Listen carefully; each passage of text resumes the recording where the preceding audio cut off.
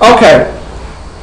Easy peasy. Start us straight off. What does the N stand for in the ideal gas law? 1 mark. Tricky one that. The N is moles. Okay. Next one now. You have this thick cylinder and it has a volume of 7.5 litres and 1,000 litres equals 1 metre cubed. So it would be 7.5 over 1,000. What's that? 7.5 times 10 to the minus 3. Hang on, let me get the paint program back up. So the B part now, that was the A part, wasn't it? Yeah. The volume equals 7.5 times 10 to the minus 3. Okay. Now what are we looking for here? The temperature is 300 Kelvin and the pressure is 1 atmosphere. So the temperature is 300 Kelvin and the pressure is 1.01 times 10 to the 5 pascals. Okay.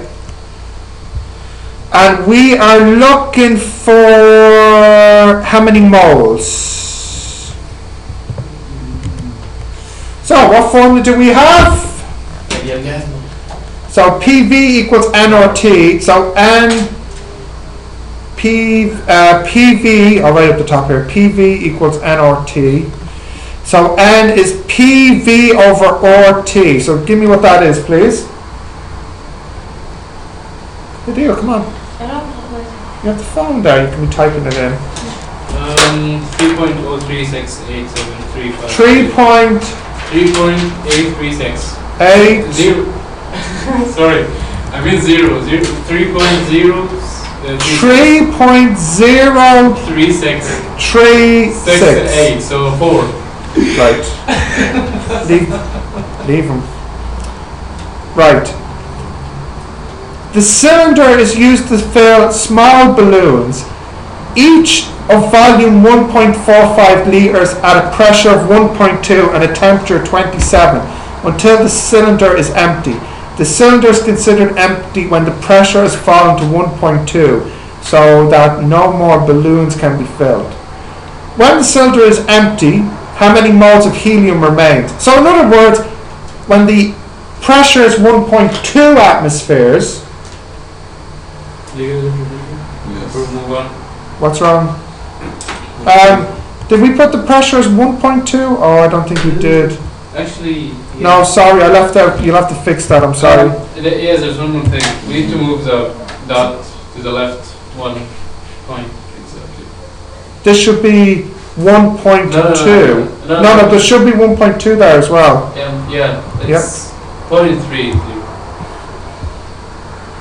Where? Here, the answer. 0.304. Yep. Thank you. Wait, Yeah. why are we putting I didn't see that. It's 1.2 atmospheres, not 1 atmosphere of pressure. Oh, okay. Did you put in the 1.2 as well, Abanu? No, All right. I am certainly going Thank you. 3608. Mm-hmm. So it's 0.3608. Nearly the same, actually. Okay, now, we're now told that the pressure has changed. So let's get the new number of moles. So the P will be smaller. It will be, what did we say in the question? 1.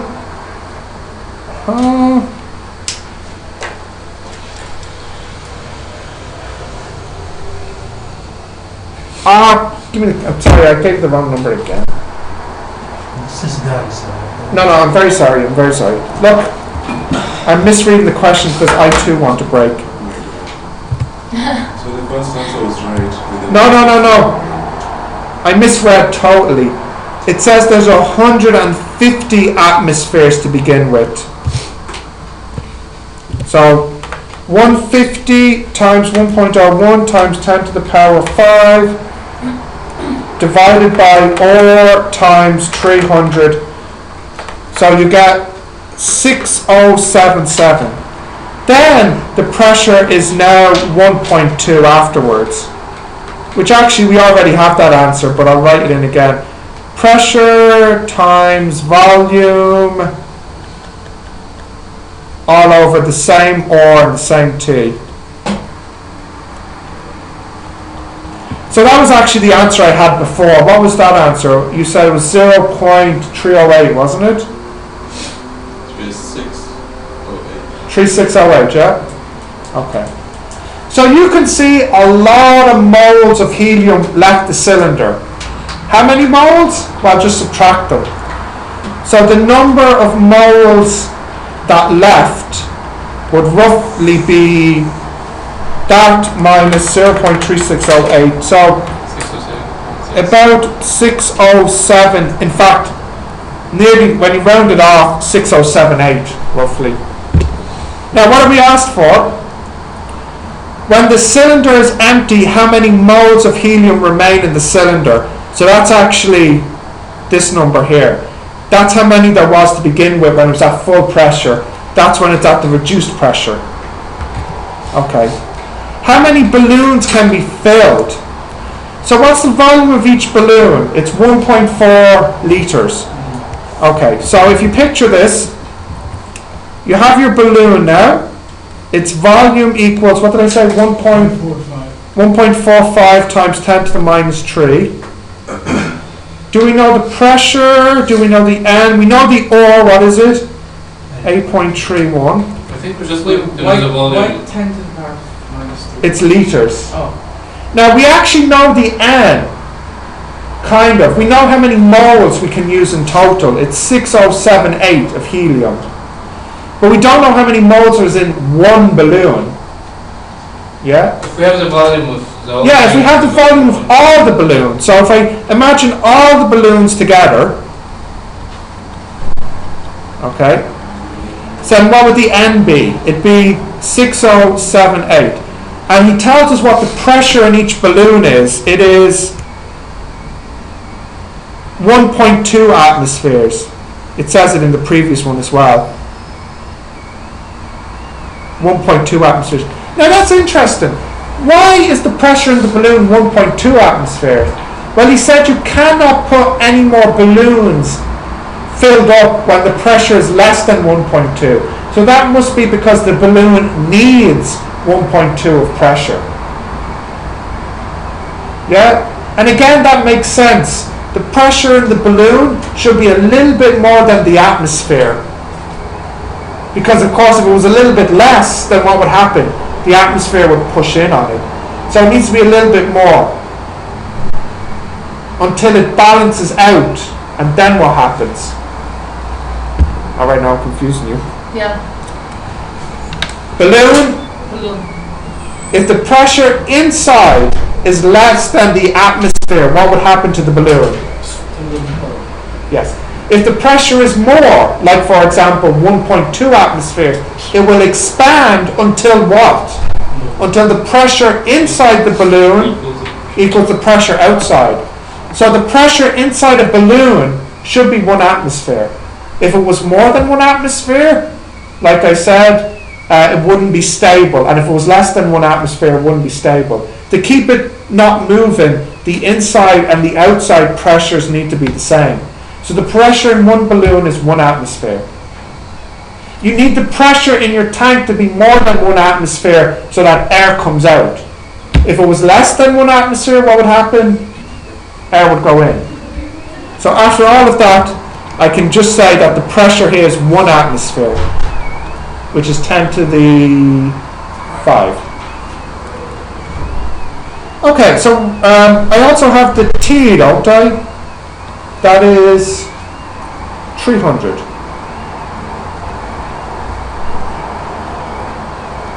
Now this volume here, yeah, actually, so I forgot now, what am I looking for? Oh yeah, so what I'll do is, well, let's work out how many moles is in one balloon, and we know how many moles we have in total. So using our formula again, N equals PV over RT. So let's all check what the N here is.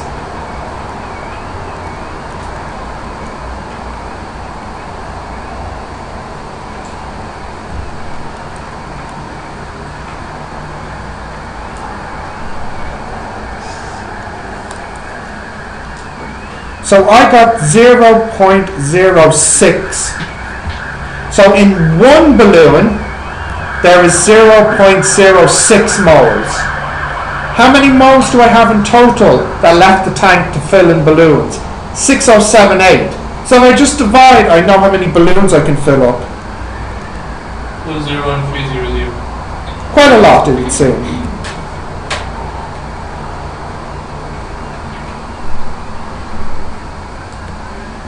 $103,000 balloons.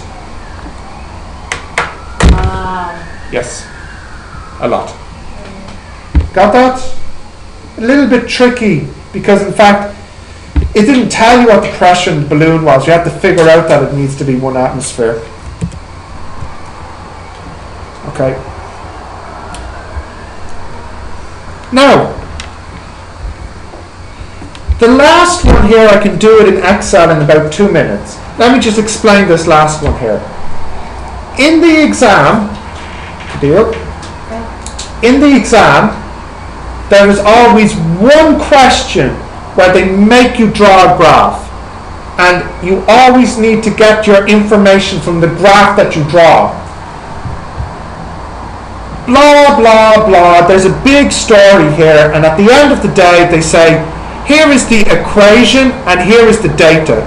So the power, is that the X or the power input? Is that the X or the Y? Well, you can see that's the Y.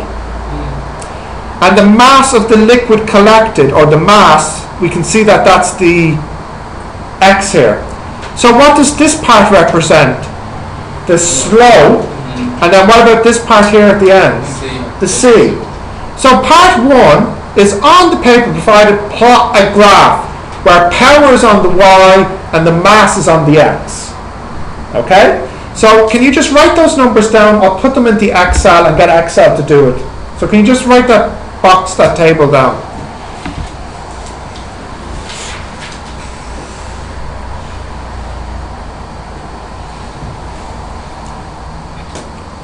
Did you write them down, Brandon? Thanks. So do I have Excel open still? I'll open it now.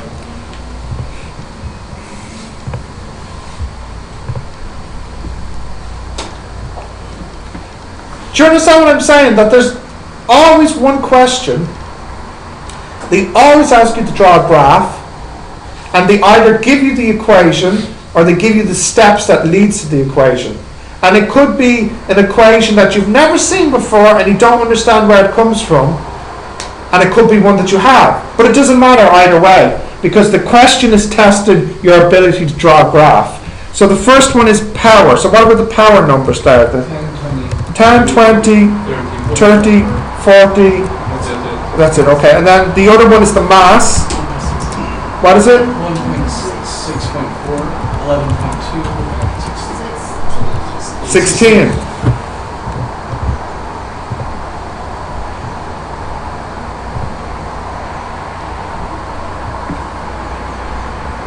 Scatter. Next.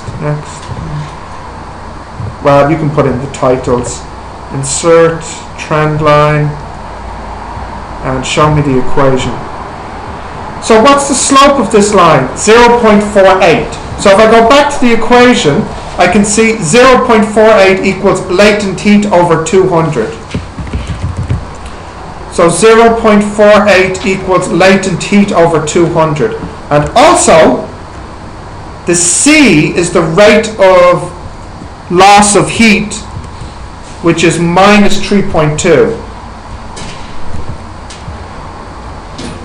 So the loss, which is the C, equals, what did I say? Minus 3.2 was on the Excel, wasn't it? Yeah.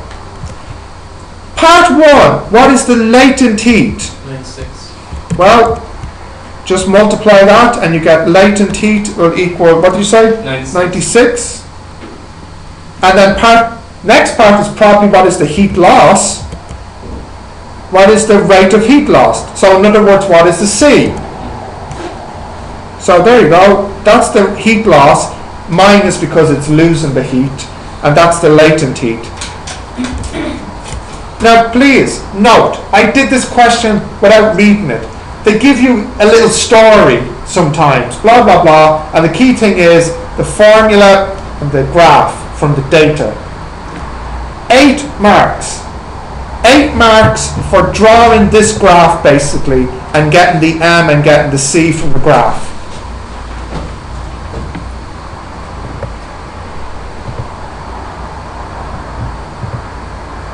Alright.